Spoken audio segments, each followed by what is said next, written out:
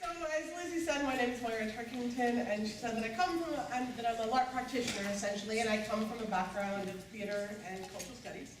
I also have a day job as a systems analyst, which means that I spend a very large and inordinate amount of time thinking about Larp and its dramatic, its cultural, its systemic interactions. I am the creator of and curator of the Warbirds Project, which is a collection of LARPs, mostly LARPs, chamber games, about the experience and contribution of women during World War II. The project is based on a team of international female designers. They exist on the continuum between Nordic short-form LARP and American freeform. They're one-shot structured scenarios of a 3 to 5 hour duration for 3 to 6 players-ish, and we crowdfunded for publication last year, so we had a successful Kickstarter to launch it into an anthology that will be printed. It's at the printer right now, and I cannot tell you how very happy I am that it is at the printer right now. Today I'm here to talk about how inclusion and innovation are critically linked, both socially and artistically, and to reveal how this project helped me as a practitioner help refine my goals over the course of production to evolve the project and especially its social justice goals. So what I mean by simple representation when I talk about, it is actually really quite foundational. This is all really grassroots work that a lot of people have been doing a lot of investment for a very long time. This foundational representation is about breaking down barriers of access for marginalized participants to increase their comfort and access. And it targets getting parity on demographics, so the players, the roles, the community leaders. And a good example of the successes that this has won in the last little while is last week, they just announced that Gen Con is getting to gender parity for the very first time ever. So a large amount of work went into the background of that kind of work, right? So that's foundational representation, and the primary aim of foundational representation is come on in and play our games with us. And so this is kind of the basis point. For anybody who's interested in making diverse communities, this is where we start, and this is the hefty work that we've done. And the thing about this is I'm bad with slides, apparently. Ignore everything you just saw. There's no men behind the curtain. This work is critical. It will go on, and nothing that I'm going to talk about today is going to replace this, because it's going to be going on for a very long time. But there's a whole lot of work that goes on beyond it. It is actions and tools and strategies that can support and extend the effort and create a sustainable future that's thriving with diversity, both for our communities and where diversity is seeing our designs thrive. And that's kind of where I want to get to today. So Warbirds started with Lydia Litvak. I don't know if anybody knows who Lydia Litvak is, but she was a flying as well. I think Jason Morningstar probably knows who Lydia Litvak is. So in 2005, I was having an argument with my partner about what qualified a female, not qualified a female, but qualified a flying ace. Don't ask. We were living, though, in the future, so you don't actually have to argue about trivia anymore. You can just pull up Wikipedia and look at it. And in it, we found out these series of the argument, but what we also saw was a list of flying aces, a list of names. And there her name was, sitting in a list, lit up in red, because it was a link to a story that had never been written down. Since then, I've followed a lot of red links. I got really obsessed with the role of women in history. And there's something both really deeply difficult and kind of incredibly magical about unpacking a history that you didn't even know existed. It's a little bit like feeling betrayed, and it's a little bit like finding out that you've always been more than they told you could be. Chimamanda Ngozi Adichie said that there is a danger in a single story, and that it reduces a people, that story, to one thing and makes them all that thing can be. So when our story is about women in war, our red linked, we can only really be Rosie the Riveter, a fictional middle-class white woman, and not Lydia Litvak, the hero of the Soviet Union. What we see represented in our narrative is what belongs, and what is absent is what does not. And this problem compounds intersectionally, right? Because if we can't be Lydia Litvak, we sure as hell can't be Noor Inayat Khan, who was a Sufi princess that became a spy for the British SOE. And this lesson is critical to our Larp communities because we live, breathe, and eat narratives, right? And when we don't see ourselves represented in the content or the context of our play, we will never feel part of our own communities. We will always be marginal within them.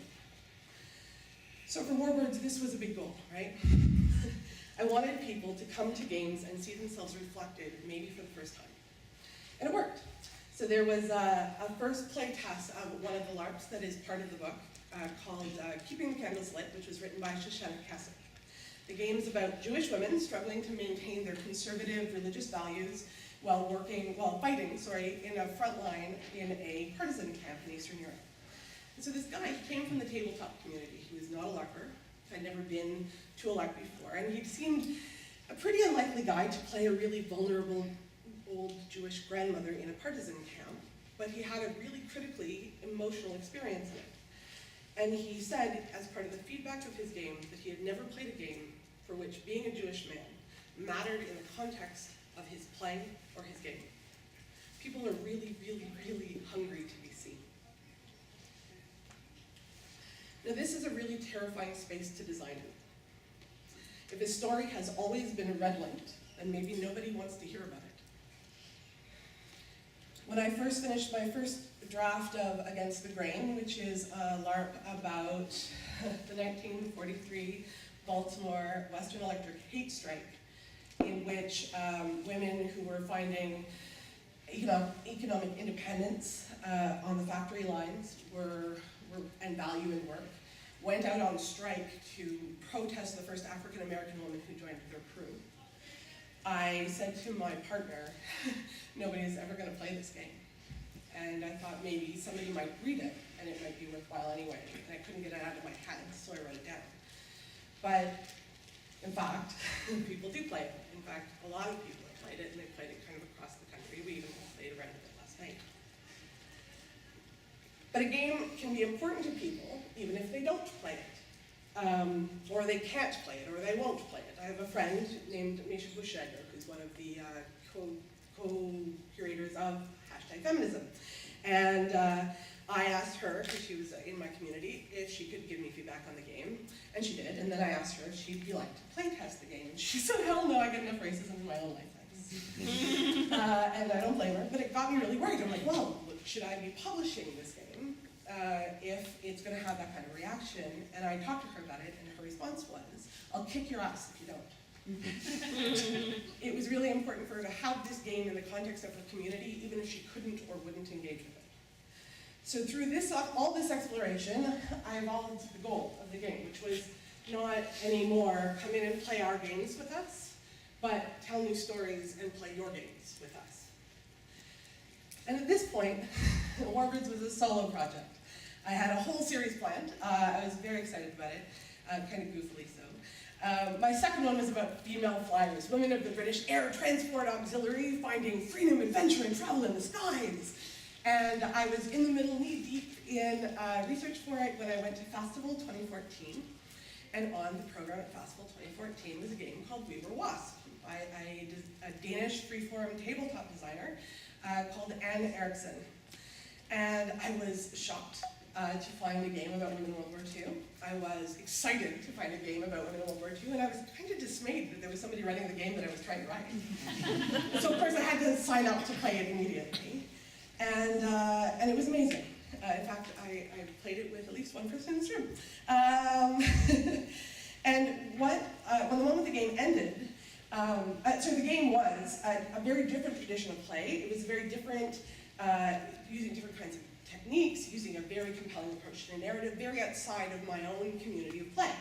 And what I learned, when I walked out of the game, I realized that Warbirds was not just any longer about me. It wasn't just a project that was mine, it was now a project that was Anne's, and that it wasn't ever going to stop there because the danger of a single voice is just as dangerous as the danger of a single story. And that new designers bring with them new ideas, new traditions, new backgrounds, new story structures, new paradigms, and wildly different expectations from their players. And that is the hotbed from where innovation comes from. So having a diverse group of international designers chasing down the red links and cross-pollinating their cultures would necessarily challenge the orthodoxy of play and design. and not only create games we could see ourselves in, but create games we would feel ourselves in, and create games that we could become together. So I came home really revved up from the festival. And like within a couple of weeks, a woman by the name of Keira Marti posted on my social media that she just read a book called Coming Out Under Fire, which is about queer folks in the US service and their experience during World War II. And it took me 0 to 60 before I was in email with Keira saying, you need to write this game. This was a book that had been on my reading list for Warbirds and a game that I had planned to do. And I said, after learning within, other people will just write the games you want to play for you if you just tell them or invite them to include them. I was like, Keira, you need to write this game. And it wasn't until later that I really realized the real weight of the question that I was asking Keira and the request that I was putting to her. It was, Keira, I want you to design against the dominant narrative. I want you to challenge the orthodoxy of design and content. I want you to change our fucking culture. And I want you to do it as a new designer that has often, in an environment which has often been hostile and marginalizing to you, but no pressure. Just crazy. And so the crazy thing is, she said yes. And she said yes because people are hungry to tell their stories. So the goal changed again. No longer was it about, come here and play our games with us, nor was it about, tell new stories and play your games with us, but now it was, let us create a culture that allows you to bring your game, your way, challenge orthodoxy, and innovate, but without the pressure. My friends like to tell me that I'm a little too ambitious when I get excited about something. So we went back to basics, and we remembered what those amazing people doing the work of foundational representation have been telling us all along, and that is people in marginalized communities have greater need for explicit invitation, support, and logistics because they more often do not have the confidence, time, money, access due to the systemic biases that they face every day. So we rejected the idea of the genius game designer behind the curtain doing it alone. We knew that it would be critical to distribute the work, so we isolated everything that was not critical to achieving the actual diversity of content, and we said, what is that, and how do we isolate it? We built a crowdsourcing model that would allow us to provide for professional services for our layout and art. We enlisted volunteer allies to handle editing and project management, and this really freed up the designers to concentrate on the core business of creating their games. It allowed them to leave the logistic weight to others. But it also failed from a political standpoint because there was all of this unpaid and unlauded labor that was part of it.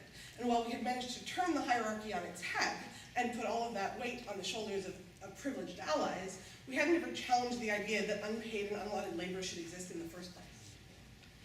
And it was really hard on both our schedule and all of the resources that were involved in the project.